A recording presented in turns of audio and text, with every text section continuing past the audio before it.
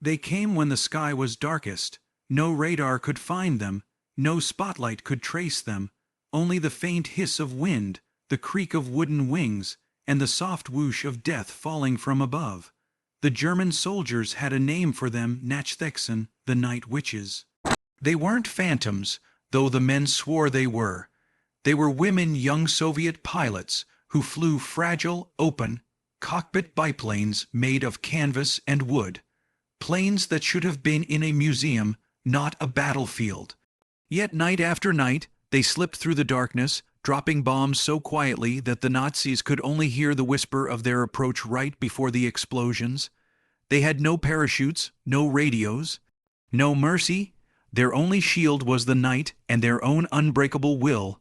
This is the story of the women who turned the silence of the sky into a weapon, the story of fear, fire, and defiance, the story of the night witches. It was the summer of 1941. The night skies over the Soviet Union burned red, towns were swallowed by flame, cities reduced to rubble.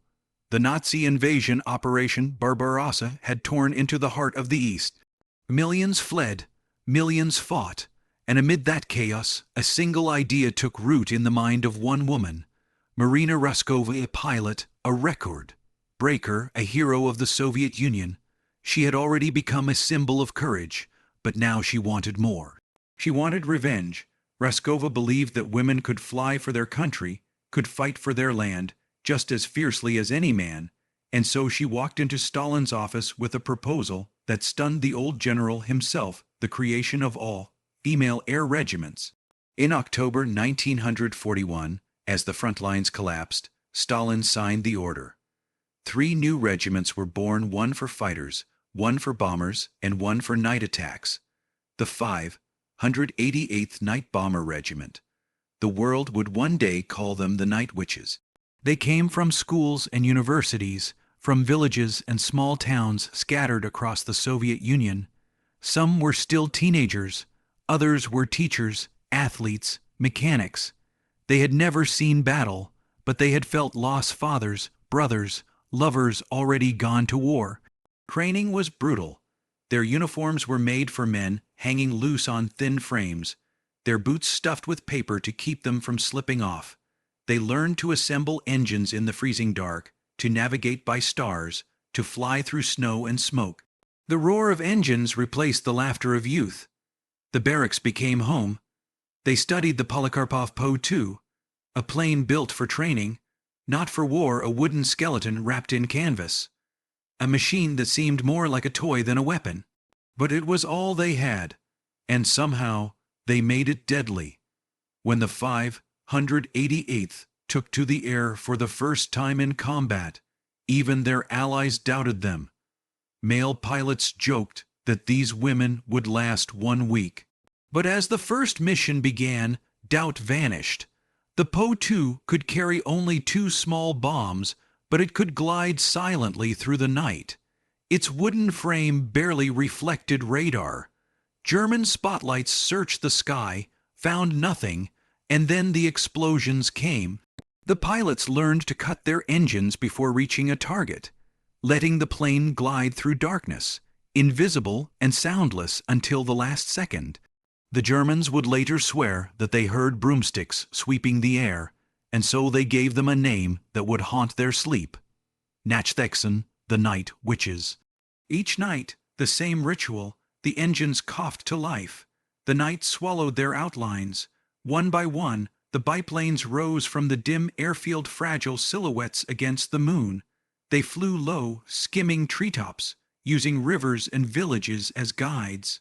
There were no radios, no radar, only a compass, a map, and the faint glimmer of a star to lead them home. Enemy fire lit up the sky. Tracers cut through the night like glowing threads, but the Po-2s danced between them. Too slow for the Messerschmitts to track, too nimble for the heavy guns. When one went down, another took her place. The Germans began to dread the dark. Every flicker in the clouds, every whisper of wind became a sign of death. And that was exactly what the Night Witches wanted. By the winter of 1942, fear had become their most powerful weapon. The 188th didn't just bomb targets, they shattered morale. The Germans were terrified of them, convinced these women possessed supernatural powers. Some believed their eyes could see through night. Others claimed they injected their blood with special potions to survive the cold. The truth was far simpler and far more terrifying. The night witches were ordinary women with extraordinary will. They turned every weakness into a strategy. Their planes, once mocked, became instruments of psychological warfare. The quiet gliding, the sudden blast, the vanishing act, all of it was by design. They learned that fear kills faster than bombs. And so, night after night, they returned to the skies silent, relentless, unstoppable. By early 1942, the 588th had become a family stitched together by exhaustion, laughter, and loss. They were bound not by blood, but by the shared rhythm of survival. Between missions, they patched holes in their planes with rags and tape, washed their faces in icy water, and carved tiny stars into the wooden edges of their cockpits for every mission completed. They shared everything: gloves, goggles, food, grief. When one came back late, the others waited in silence, watching the horizon for a flicker of light. If she never returned, they drank to her memory quietly, with tears swallowed and eyes fixed on the next sortie. In those moments, they weren't just soldiers. They were sisters who had chosen the sky over safety. The Germans might have called them witches, but to each other, they were protectors, defenders of a homeland burning behind them. That spring, the regiment was moved closer to the Stalingrad sector, the most brutal front in the entire war. The nights were long, the cold unending. Their wooden aircraft often froze before takeoff, engines refusing to start until they were warmed by hand. Mechanics, also women, worked with oil lamps and bare fingers, sometimes losing nails to frostbite. When the planes finally lifted, the air was thick with smoke and gunfire. The witches flew low, no higher than 10 feet, weaving through searchlights that sliced across the sky like white blades. Anti-aircraft shells exploded beneath them, shaking the fragile wings. Still, they pressed on. Each bombing run was followed by another and another, until the German supply lines cracked under the constant whisper of death. The 588th had turned darkness itself into their ally, invisible, unpredictable, and terrifyingly precise. As their success grew, so did their losses. The war took its toll, not only in bodies but in memory. Each fallen pilot was buried at dawn, her name carved into makeshift wooden crosses. Her planes remained smoldering in the fields nearby. But even in grief, there was defiance. They painted stars and flowers on their planes, scribbled poetry on the fuselage lines like "We live by night, we die by dawn." They flew with the same poise with which others danced, each sortie a duet with death. One pilot, Nejda Popova, flew over 850 missions, sometimes gliding so close to the ground she could see the reflection of her plane in rivers below. She would later say, "We were young. We wanted to fight. We wanted to burn the enemy out of our land." The Germans could not accept what was happening. Their generals ordered special anti-aircraft units to hunt the night witches. Spotlights covered the fields. Fighter patrols filled the sky. Entire batteries were redirected to track these ghostly planes. But the Po-2 slow speed became its shield. German Messerschmitts would overshoot their targets, unable to lock on. The witches maneuvered through the chaos, their biplanes twisting and turning between columns of light like dancers in a deadly ballet. Each mission became a contest of nerve soundless glides, sudden flares, and the haunting hum of wings slicing through the dark. Many pilots described it later as a dreamlike state, the mind empty, the senses sharp, the world reduced to moonlight and breath. No legend comes without a cost. By the end of 1942, dozens of night witches had fallen. Some were shot down, others disappeared into the night, their planes never found, and yet the regiment kept flying. When replacements arrived young, nervous, and untested, the veterans took them in, teaching them not just how to bomb, but how to believe. They learned that the silence before a glide was sacred, the moment when time stopped, when the enemy below could sense them but not see them. That silence was their language, their prayer, and their weapon. They weren't fighting only for victory. They were fighting for the right to exist as pilots, as soldiers, as women who refused to be forgotten. And so, every night, when others slept, the witches took to the air once more, rising into the dark to remind the world that courage, once awakened, never sleeps. By the spring of 1943, the Soviet front was pushing west again. The 588th followed, hopping from one rough airstrip to another, each built on scorched earth. Their tents stood beside the wrecks of burned-out tanks. Their runways were just dirt paths rolled flat by hand. Yet every night, the sound returned, the soft rumble of engines rising over the empty plains. German soldiers in the trenches spoke of it like a curse. They said the wind changed before the witches came. Dogs would howl, the air would tighten, then silence. Moments later, the sky would open in fire. The Potus carried barely 100 kilograms of bombs each, but the witches multiplied terror by persistence. They struck again and again, until sleeplessness itself became their ally. Entire German regiments spent nights staring into darkness, waiting for shadows that might never come. Inside the regiment, the women had turned flying into an art of survival. Navigation was memory, rivers, church steeples, a bend in a road. One wrong landmark, and the plane vanished into forest. Their senses sharpened beyond training. They could smell when fuel leaked, hear when an engine coughed out of rhythm, feel cross, winds shift against bare skin. The night wasn't an enemy anymore, it was a teacher. When new pilots arrived, veterans took them on shadow flights, sitting wordlessly beside them as the black world unfolded below. No orders, just trust. After landing, the only advice was usually a single phrase: listen to the night.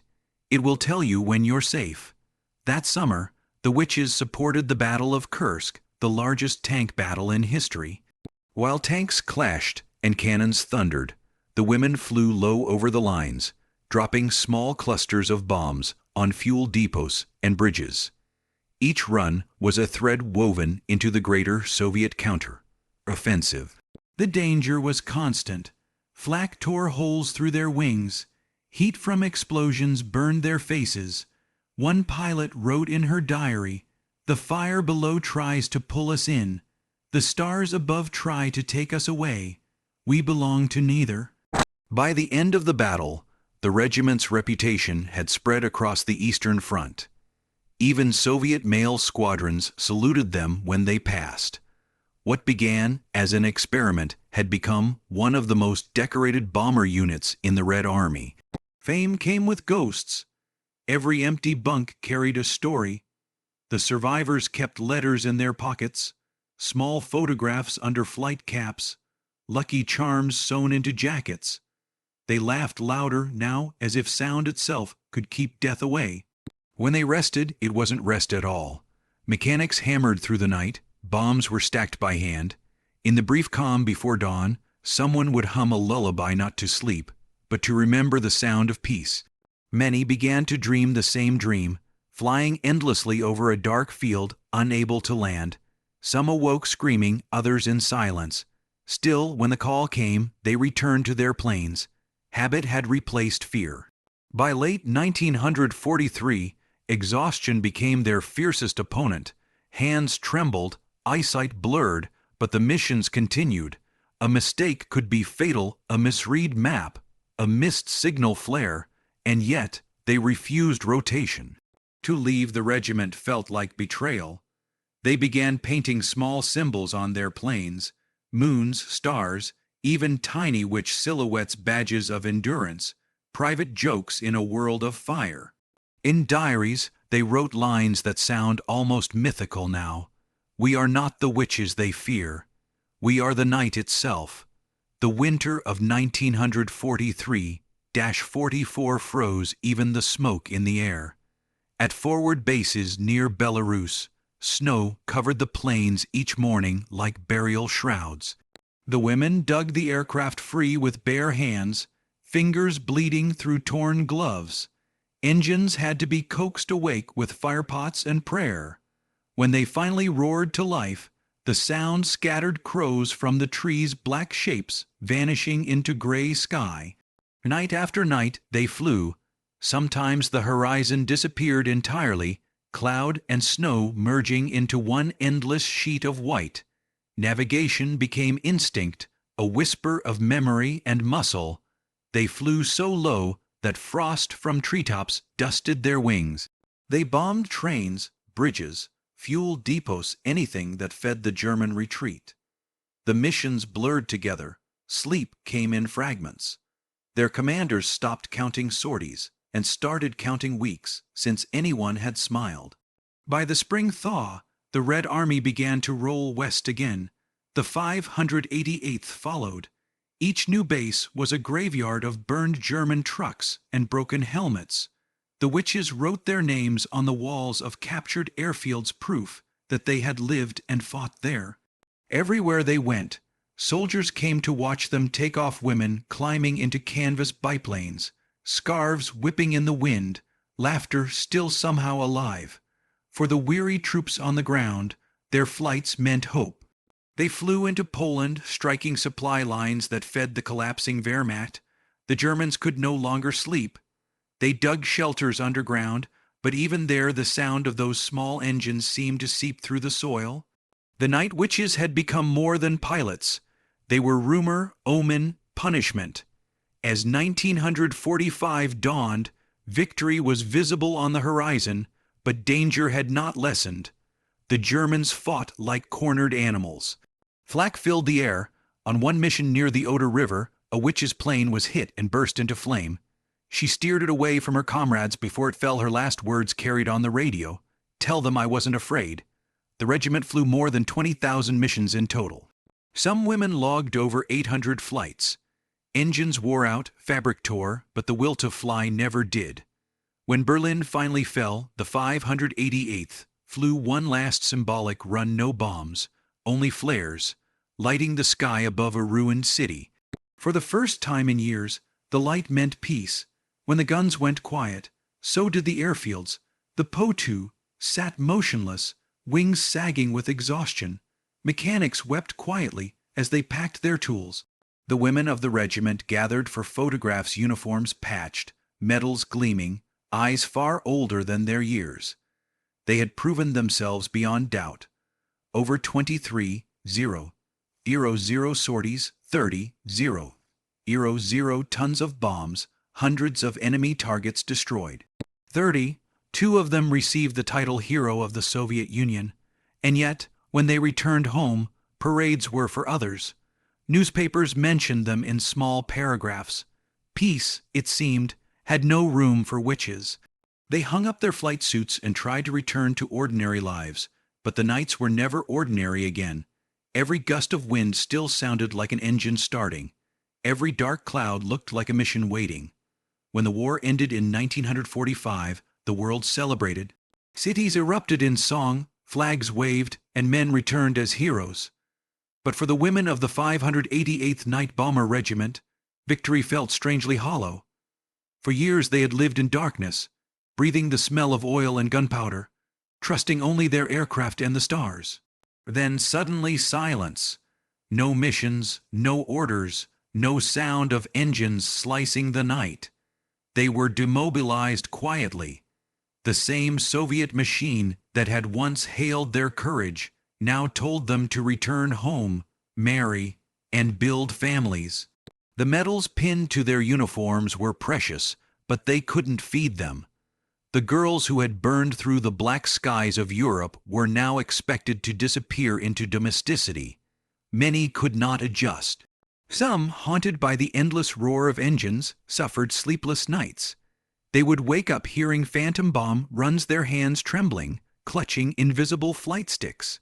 Others simply felt forgotten. Their comrades had died for a cause that now seemed indifferent to their memory. The war had ended, but inside them, the battle continued. As post-war reconstruction swept across the Soviet Union, the records of the night witches slowly vanished into dusty archives. Newspapers stopped mentioning them. Textbooks omitted their names.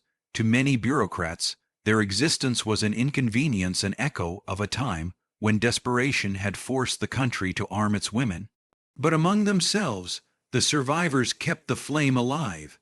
They gathered in small apartments, bringing faded photographs and fragments of uniforms. They would pour tea and talk until dawn about missions that had no witnesses, about the girls who never came back. The smell of kerosene and frost still clung to their memories. They spoke of Yevdikia Bershanskaya, their commander, who had once led them into hell and returned them home, of Nejda Popova, who flew over 850 missions and still laughed like the night itself. These women refused to let history erase them. Even when their country seemed to have moved on, they carried their own monuments in scars, in memory, and in the unspoken sisterhood that only death could break. In the 1950s, the Soviet Union raced toward modernity. The era of jets, rockets, and nuclear power began a new sky ruled by men once more. The humble biplanes of the night witches became relics, stored in forgotten hangars or scrapped for metal. Yet the women remained haunted by their craft. Some became flight instructors, teaching young cadets who never imagined their gray-haired mentor had once flown through anti-aircraft fire. Others became engineers or weather analysts, hiding their wartime identity behind the veil of civilian life. But at night, in quiet kitchens, they still dreamed of Polikarpov's the hum of wooden wings cutting through moonlight. They still remembered the way the earth below would light up in fire when a mission succeeded. And they wondered if the world would ever truly understand what they had done or how they had survived. The 1960s brought the space age. Yuri Gagarin soared beyond the stratosphere, and the Soviet Union rejoiced in new heroes. But few remembered the women who had paved the psychological road to the stars. The night witches had taught the Soviet military something fundamental: that fear could be weaponized, that courage could defy logic, and that even fragile machines could become symbols of terror in the right hands.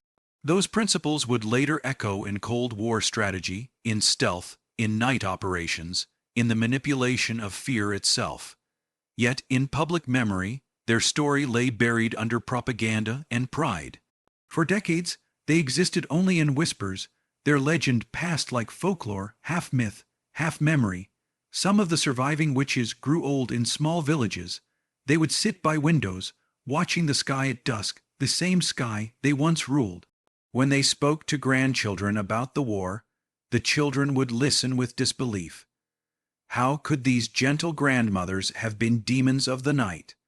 How could they have flown rickety wooden planes through flak and fire? History had not done them justice. In official archives, male regiments filled pages of glory, medals, and monuments. The night witches were given a few paragraphs, footnotes, in the grand narrative of victory. But time has a strange way of reviving ghosts.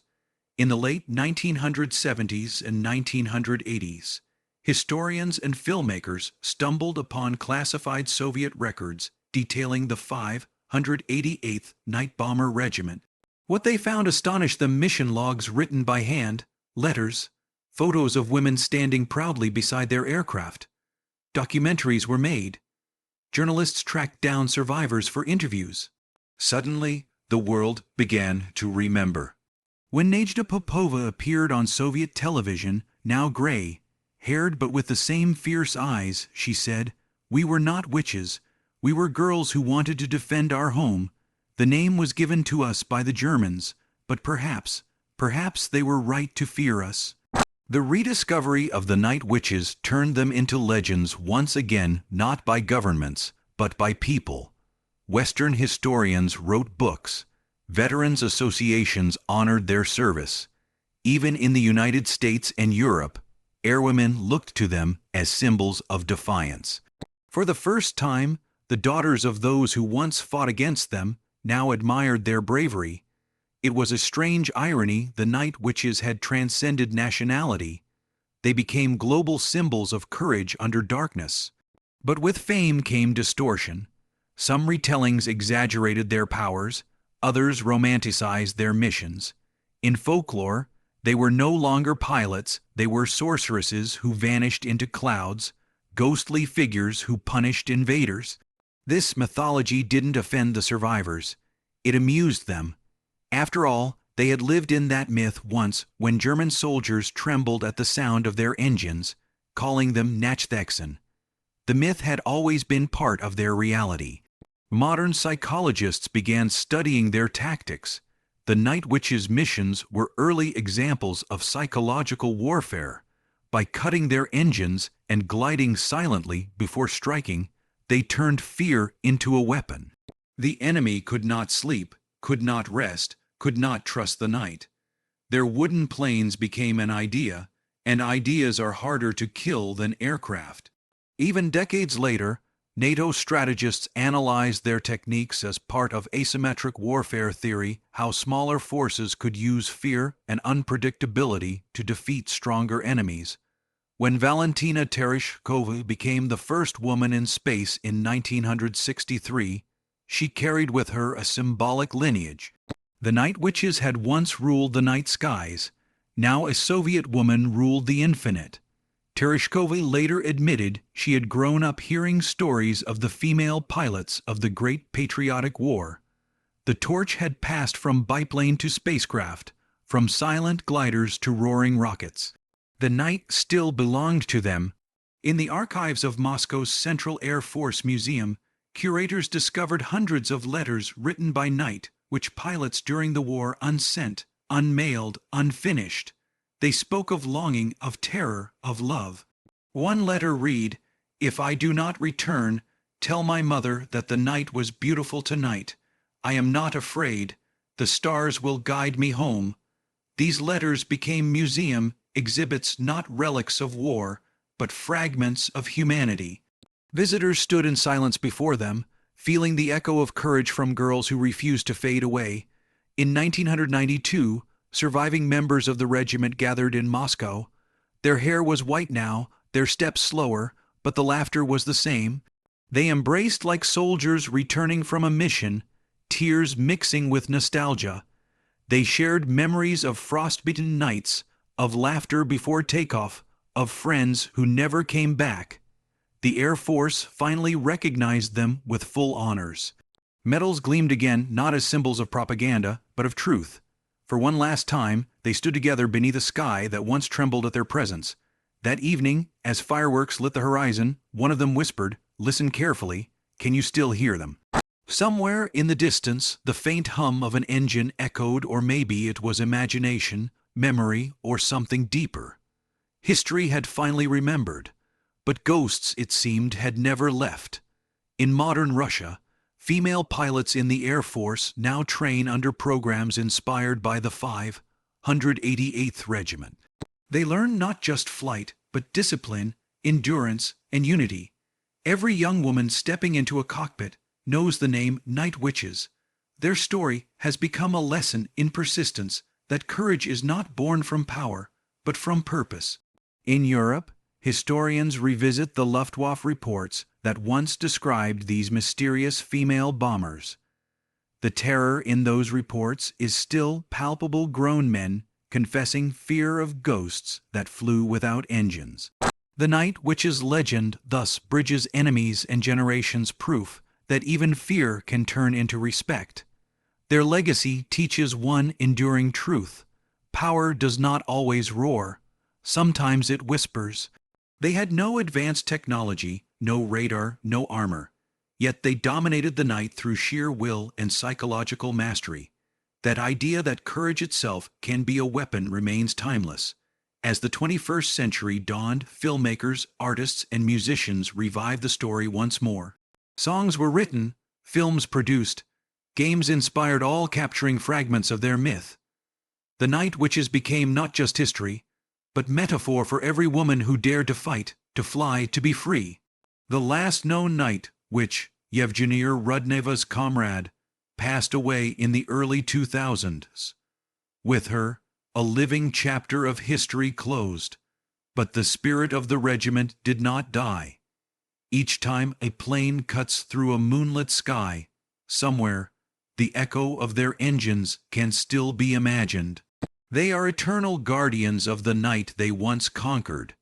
Today, in museums and airfields across Russia and Europe, the Polikarpov Po-2 stands silent, its wooden wings polished, its propeller still. Visitors look at it with reverence, wondering how something so fragile could win a war of fear. But the air remembers, the night remembers, and somewhere, perhaps, the ghosts of those pilots still circle invisible, but never gone. Their story began in darkness and ended in legend. They turned the sky into a theater of courage, where fear itself became the weapon of the weak against the strong. And though time has erased their footsteps, the whisper of their flight remains a reminder that the most powerful stories in history are not written in victory, but in the silence that follows. The night witches still fly not in planes, but in memory. They are every flame that refuses to die when the night grows cold. Even after the last of the night witches passed away, strange reports began to surface. Villagers near former Soviet airfields spoke of faint engine noises on windless nights. Fishermen on the Volga claimed to hear the soft hum of biplanes gliding overhead at midnight long after such planes had ceased to exist. No one could prove it, but in these ghostly sounds, the people heard memory itself. The night witches had become part of the land, absorbed into the very silence they once ruled.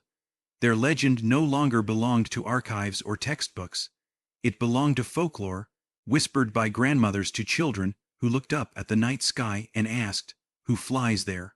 And the answer was always the same. The witches never stopped flying. They only changed their sky. In 2008, during a renovation of an old base near Krasnodar, workers discovered a small tin box buried beneath a hangar floor. Inside were papers, flight notes, maps, and a single letter signed by a young pilot named Irina Sebrova. "If the night takes me, promise you'll never let our story fade. We didn't fly for glory. We flew because we had no choice but to protect what we loved." That letter was placed in a museum, but it did more than sit behind glass. It reignited curiosity. Filmmakers, writers, and historians revisited the story. Schools began teaching it again. The promise Irina wrote in 1943 was finally being kept. Modern military academies still study the night witches not as relics of history, but as innovators of psychological operations. Their use of stealth, sound, and rhythm has been analyzed by experts at war colleges around the world. The Po-2 soft, fluttering engine, once mocked as obsolete, became a perfect psychological weapon. It could not be heard until it was too late. Their mission showed that warfare isn't just fought with bullets, it's fought with belief. If you can make your enemy believe that you are everywhere, that you cannot die, that even silence hides danger, then you've already won. The night witches mastered that art. They weren't just pilots. They were architects of fear. In 2014, a Russian historian named Tatyana Kovaleva uncovered the private diaries of pilot Rufina Gasheva, one of the highest scoring bombardiers in the regiment. The pages, yellowed and fragile, revealed a depth of humanity lost in most war records. Sometimes, Rufina wrote, "I think we are not fighting men, we are fighting the night itself. It tries to swallow us whole, but we keep cutting through it, one light at a time." Her words revealed the spiritual dimension of their courage. These women were not driven by ideology, but by something purer: survival, loyalty, and love for each other. They didn't see themselves as heroes, only as lights refusing to go out.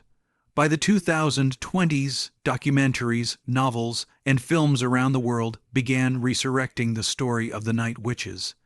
Netflix, History Channel, BBC, each tried to capture the haunting power of their tale. But no matter how advanced the visual effects or modern storytelling became, nothing could surpass the real thing: those girls in their 20s, flying wooden planes through blinding searchlights and screaming flak, hearts steady, hands frozen, minds unbreakable. They were proof that war was not just a man's story, it was a human one.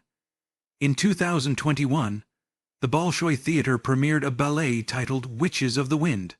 It told the story of the 588th Regiment through music and motion, dancers swirling like aircraft in formation, lights dimming into endless blackness, violins imitating the whine of engines. As the curtain fell, audiences wept. Not because of war, but because of what these women represented: the eternal human desire to rise above fear. That night, the applause echoed like distant engines, a tribute to those who once made the sky tremble. Today, young Russian and Ukrainian pilots, many descendants of those who lived through the Second World War, still speak their names. For them, the Night Witches are not just history. They are family, blood, and spirit. Cadets at military academies light candles every year on the anniversary of the regiment's founding. They call it the Night of Memory. They read the names aloud: every pilot, every navigator, every lost soul who never landed. And when the final name is spoken, a recording plays, the faint hum of a Po-2 engine. No one speaks during that sound, because in that moment everyone knows they have returned. Beyond strategy and history, psychologists now examine how these women survived the trauma of nightly death. They endured constant fear, the death of friends, and the dehumanization of war, yet they did not break. Their secret was unity. Every mission was shared, every loss mourned together, every victory celebrated as one heartbeat. In modern therapy sessions for soldiers and survivors, their story is used as a case study of resilience, proof that even in darkness, shared courage can keep the human spirit alive. Today, women in aviation, from fighter pilots to astronauts, trace their lineage to those wartime flyers. Each time a woman straps into a cockpit, she carries a fragment of the Night Witches within her. NASA pilots, RAF officers, and Russian airwomen have all spoken the same words in interviews: "We owe our wings to the Night Witches." The night sky has daughters again, and they no longer need permission to fly. The Night Witches began as a wartime necessity, became a legend of fear, and ended as a story of human endurance. They turned the most fragile aircraft into a weapon of terror, and their courage into an immortal flame. Now, decades later, their story is no longer about war. It is about what it means to defy the impossible. Their planes may have vanished, but their legacy hovers forever above us in every whisper of wind, every dark horizon, every young soul daring to rise. For as long as the night exists, the witches will fly. Years passed. The war became memory. The world moved on, but the legend of the Night Witches grew stronger. Children in villages whispered stories about women who rode the wind. Historians pieced together faded logs and diaries. Veterans spoke their names with quiet pride. Today, their tale stands as one of the most extraordinary chapters in military history, not because they destroyed more targets than others, but because they fought an entire war with almost nothing and still terrified an empire. When you stand on an airfield at dusk and the wind slides over the grass, it's said you can still hear it, a soft, distant hum, like fabric wings gliding through the dark. Not the sound of machines, the sound of courage,